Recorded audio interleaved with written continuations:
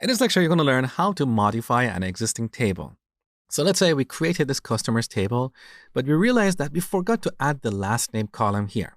Or maybe we chose the wrong data type for a given column. This is where we use the alter table statement. So I'm going to open up a new query window here. And in this window, we're going to alter the customers table. So we type alter table customers. Now here we can add a new column. So we type add, give our column a name, last name, data type, just like before, varchar of 50. Here we can apply any attributes like not null, unique, default, and so on. Now, if we execute this, MySQL will add this column at the end of this list of columns. But that's not what we want. We want to add this after the first name. So here we type after first name, like this. Now, if you have a space in your column name, which you shouldn't have to start with, you need to wrap your column name with backtick, like this.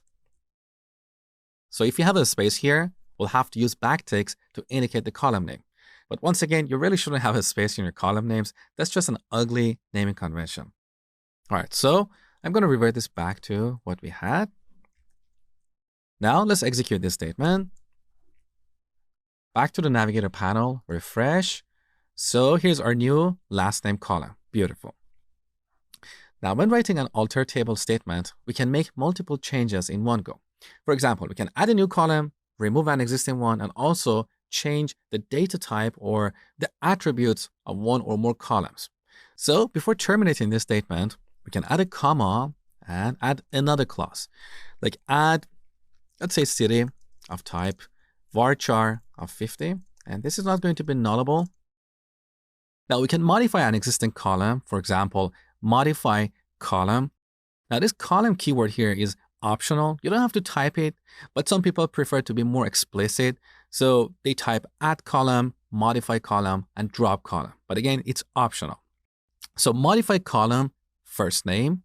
We can change its data type to varchar of 55. We can also give it a default value of an empty string. And finally, we can drop an existing column. So drop, let's say, points. So this is how we can alter or modify a table. But remember, do not ever alter a table in a production environment because that can have really bad consequences. Always try your changes on a test database, make sure they work, make sure they don't have any bad impacts, and then execute them on a production database. Next, I'm going to show you how to create relationships.